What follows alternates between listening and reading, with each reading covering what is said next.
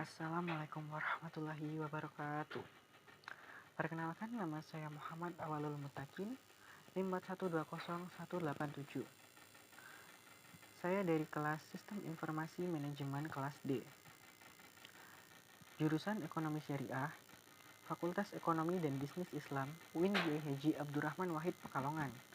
Pada kesempatan kali ini saya akan mereview jurnal yang berjudul Combining Analytic and Simulation Method to Assess the Impact of Shared Autonomous Electric Vehicle on Sustainable Urban Mobility atau dapat diartikan sebagai menggabungkan metode analitik dan simulasi untuk menilai dampak kendaraan listrik otonom bersama pada mobilitas perkotaan yang berkelanjutan.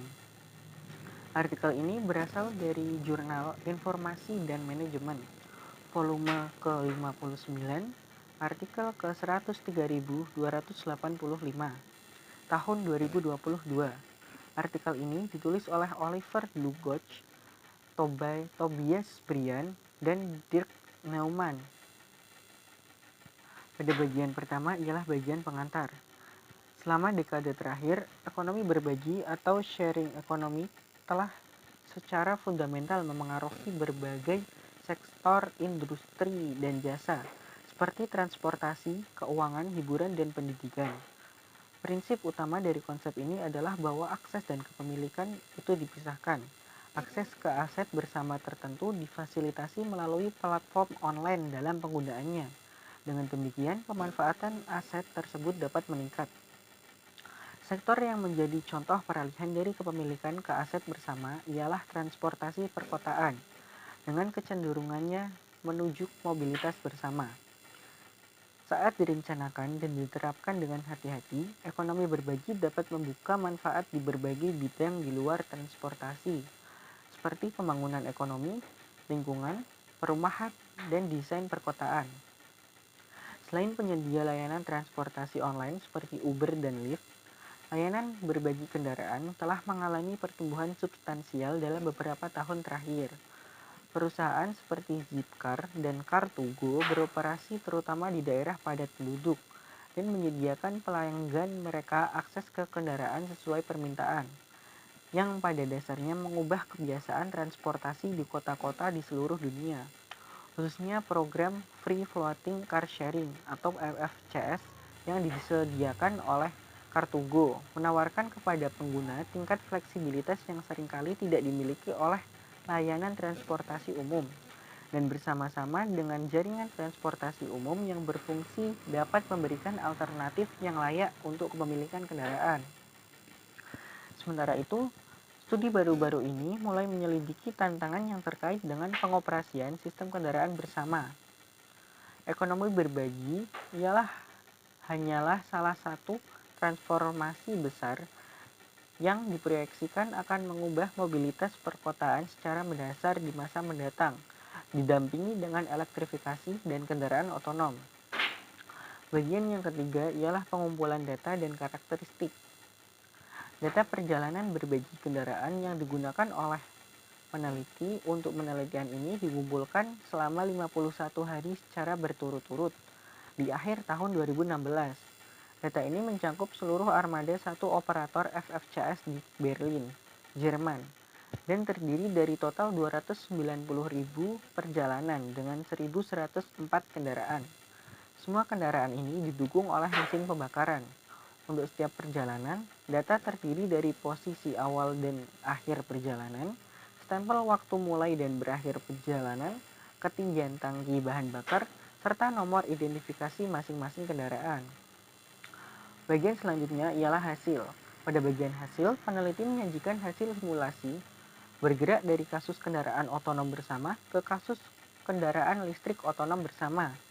Selanjutnya, peneliti melakukan beberapa analisis sensitivitas hasil peneliti terhadap parameter model tertentu. Simulasi dijalankan pada mesin virtual Azure DS1 versi 2 dan berlangsung rata-rata sekitar 24 jam, tergantung pada jumlah kendaraan, titik pengisian daya, dan jarak tempuh perjalanan.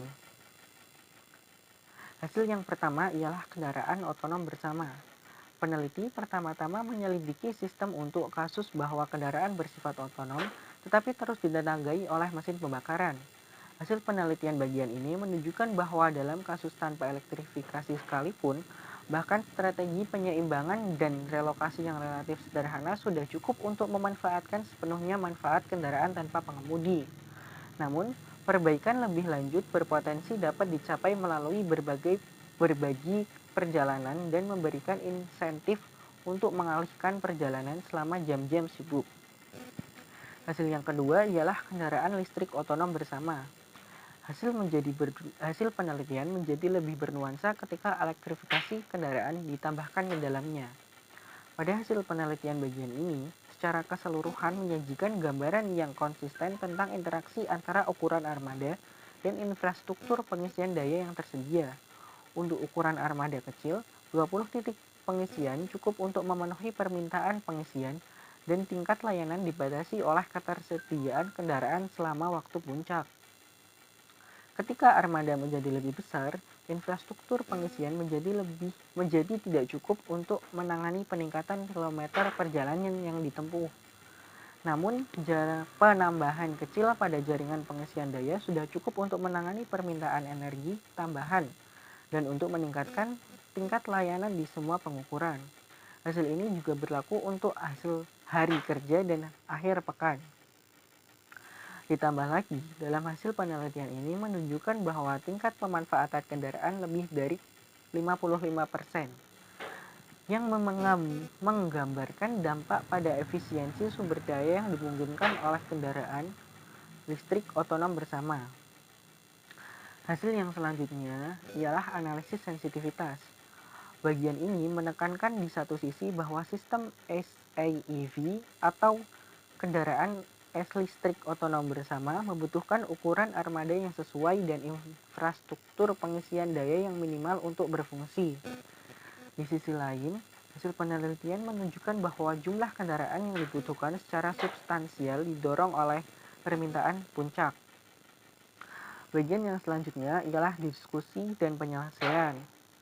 Pada bagian ini terdapat dua subpembahasan. Yang pertama ialah implikasi manajerial dan kebijakan. Yang kedua ialah implikasi untuk penelitian. Saya akan menjelaskan implikasi manajerial dan kebijakan terlebih dahulu. Implikasi manajerial dan kebijakan. Transportasi perkotaan adalah salah satu masalah jahat di mana saat ini yang dihadapi dan temuan peneliti mendukung pembuat kebijakan dan manajer yang sama dalam memberi argumen kuantitatif untuk keputusan mereka mengenai investasi dalam teknologi, ukuran armada, dan infrastruktur pengisian daya. Peneliti kembali menunjukkan hasil bahwa sistem elektrifikasi vehicle otonom secara bersama dapat memungkinkan mobilitas perkotaan tanpa emisi yang berkelanjutan dengan pengurangan secara substansial ukuran armada. Dengan begitu menghasilkan pemanfaatan sumber daya yang lebih tinggi, sekaligus memuaskan persyaratan tingkat layanan saat ini. Yang sangat penting ialah rendahnya jumlah titik pengisian yang diperlukan untuk membuat sistem SAEV bekerja. Mengingat bahwa satu titik pengisian daya dapat memasok 264 kWh energi per hari atau 24 kWh energi per hari yang diterjemahkan ke dalam jarak tempuh 1760 km. 28 titik pengisian mengidentifikasi ditetapkan sebagai ambang infrastruktur yang akan berjalan pada tingkat pemanfaatan 61% untuk memenuhi permintaan perjalanan harian sejauh 30.000 km. Ini menggambarkan bukan hanya penggunaan kapasitas kendaraan yang sangat efisien, tapi juga modal infrastruktur yang diaktifkan oleh sistem SAEV. Sementara etalase peneliti menganalisis data dari kota Berlin, Jerman, pendekatannya mudah dialihkan dan dapat diperluas ke kota-kota lain melalui simulasi yang dapat diakses secara terbuka oleh platform. Untuk operator car sharing di kota seperti Berlin, aspek otonomi SAEV memungkinkan pengurangan ukuran armada sekitar 400 kendaraan tanpa mengorbankan tingkat layanan atau mengurangi pendapatan. Dengan asumsi tarif sewa sekitar 200 USD per bulan, ini berarti pengurangan biaya efektif sebesar 960.000 USD per tahun hanya dari yang lebih kecil ukuran armada. Meskipun ini adalah jumlah yang cukup besar dan tidak termasuk mobil berbagi milik dan gaji milik staf, penggerak biaya kendaraan otonom, seperti mengkoordinasikan staf manajemen, serta teknologi yang sebenarnya adalah lebih sulit untuk diantisipasi.